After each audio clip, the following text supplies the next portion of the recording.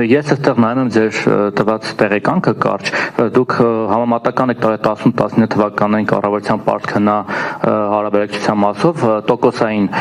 թվերն եք ընդամենը նշել, 50% միջև նվազել է, հետո ավելացել եք 20 թվին 63.5, բայց դուք չեք նշել թվային արտահայտության որքան է եղել 18 թվականին 17-ի վերջին Հայաստանի պետական պարտքը ամբողջությամբ, այսինքն ձեր թիմը, որ եկել իշխանության, ինչքան պարտքով է ստանձնել եւ այս բանին ինչքան է։ Ես հիշեցնեմ մոտավոր թվերը, այն ժամանակ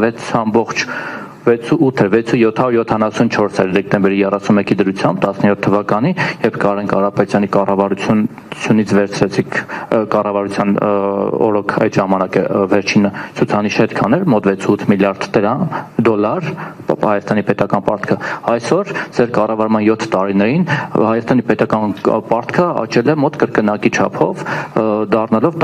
մոտ 13 միլիարդ դոլար։ Հիմա ուզում եմ հասկանալ դուք սա ինչով եք բացատրում, պատերազմն ու COVID-ը մի կողմ թողնենք, այդ 2 տարի էր։ Ձեր կառավարման ընթացքում մարդիկ պետք է ավելի լավ ապրեն, Հայաստանի տնտեսությունը պետք է երկնիշ տնտեսական աճ գրանցեր, իսկ հիմա 5.1-ի շուրջ ընդամենը տեղավորվում եւ Հայաստանի տնտեսական ցուցանիշները գնալով նվազում են, պետական պարտքը ավելանում է։ Դուք սա ինչով եք բացատրում։ Մեկ էլ լրացուցիչ կխնդրեի ասեք, թե այդ 750 միլիոն դոլարի եվրոբոնդերը, որ թողարկել եք, դրանց շահառուները ովքեր են եւ արդյոք թուրքական ներգրավվածություն կա այստեղ, թե ոչ։ Շնորհակալություն։ Դե ես թուրքական ներգրավվածության մասին ինձ թվում է այդ հարցին պատասխանեցի, երբ որ ձեզ ամենասկզբում ասեցի, որ հիմնական մասնակիցները Մեծ Բրիտանիայից են, Ամերիկայի Միացյալ Նահանգներից եւ Եվրոպայից եւ այստեղ հիմնական մասը ինստիտուցիոնալ ներդրումային ընկերություններ են, կենսաթոշակային ֆոնդեր, հեջավորման ֆոնդեր եւ մի փոքր մասը նաեւ բանկեր են։ Ներողություն։ JP Morgan, Citibank եւ Credit Agricole Bank։ Ինչ վերաբերում է ձեր հարցի սկզբի մասին, տեսեք, այդ հարցին բարբերաբար պատասխանում եմ ես։ Եվ երևի ես բարձ չեմ բացատրում։ Հիմա կփորձեմ առավել բարձ բացատրեմ, որպեսզի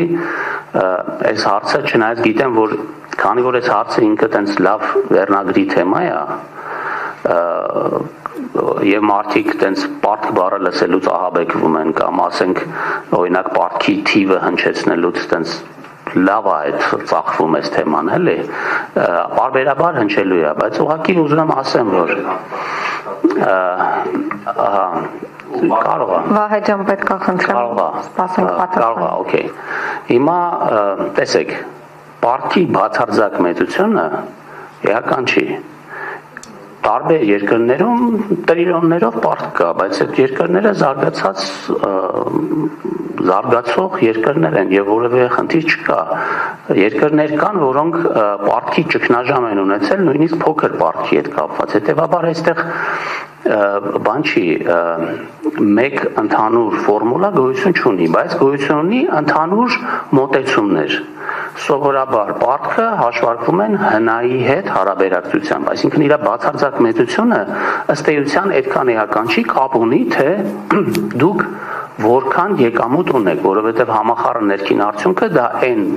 համախառն եկամուտն է կամ այն համախառն արդյունքն է, որը մեր պետությունը, մեր բոլոր քաղաքացիները միասին տնտեսությունը ստեղծում են մեկ տարվա ընթացքում, այսինքն մեր պարտքի մակարդակը հարաբերվում է դրա հետ։ Սովորաբար դրա համար է, որ պարտքի մասին խոսելուց մենք խոսում ենք այդ ցուցանիշի հետ հարաբերակցության մեջ։ Հիմա կարող է այսօր պարտքի մակարդակը լինի 13 միլիարդ, վաղը լինի 50 միլիարդ եւ այստեղ կարևորը այն է, որ թե ինչքան է մեր համախառն ներքին արդյունքը զուգահեռաբար աճում։ Դրա համար մենք սովորաբար խոսում ենք պարտք գնահատական ցուցանիշից, որը,